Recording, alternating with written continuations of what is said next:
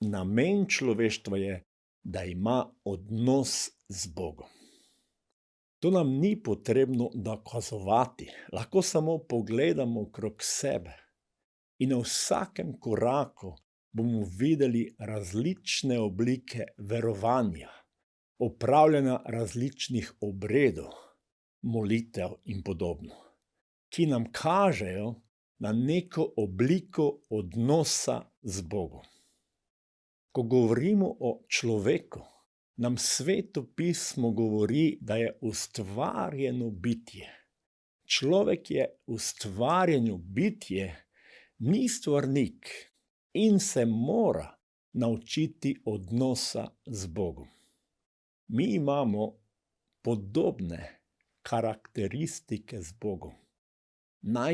Saj smo ustvarjeni na njegovo sliko, kar pomeni, imamo mentalne in duhovne sposobnosti, svobodno voljo, sposobnost razmišljanja in moralno in etično znanje. Bog nas je ustvaril, da bi živeli v harmoniji z vsem stvarstvom, drug z drugim in z Bogom. In prav tu je največji problem človeštva. Ne znamo živeti v harmoniji, ne drug z drugim, ne z Bogom. Namesto da bi gradili globoke odnose, velikokrat gradimo globoke rane drug drugemu. Čeprav nam mnoge religije kažejo, da človek hrepeni po odnosu z Bogom, pa je pomembno, da spoznavamo, kaj je resnični odnos z Bogom. Mnoge religije nam bolj govorijo, kako se truditi, da bi našli Boga in ne na sam odnos z njim. Kaj je šlo narobe? Prva dva človeka sta padla v zaupanju Bogu, kar je prineslo greh na svet, ki ga je ustvaril Bog. Adam in Eva sta grešila s tem, ko nista zaupala Bogu in nista bila poslušna njemu. Tako sta duhovno umrla, izgubila sta odnos z Bogom, njuni telesi sta bili podvrženi staranju in na koncu smrti. Odprla so se vrata boleznim, naravnim nesrečam in trpljenju.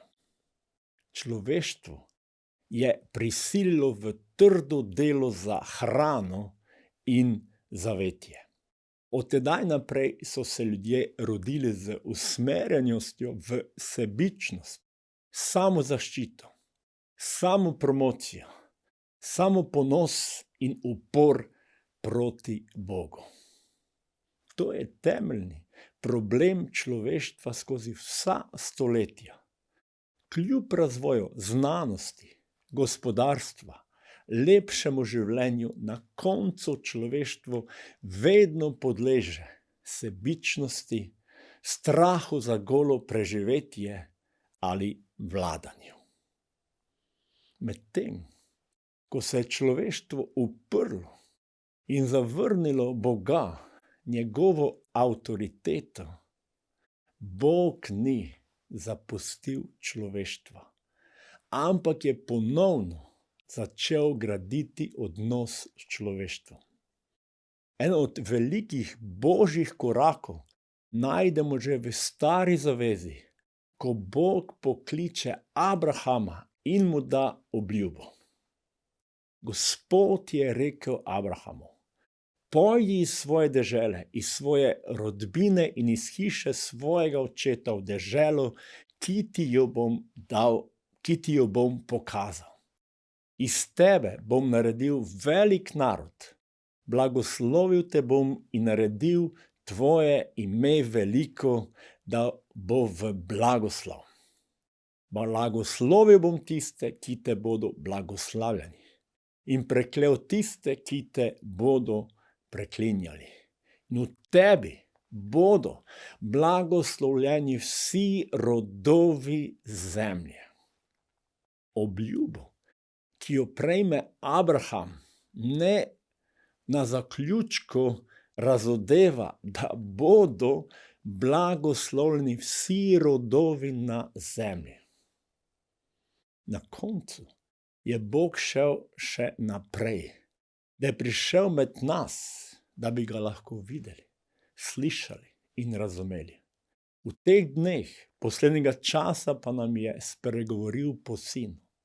Njega je postavil za dediča vsega in po njem je ustvaril svetove.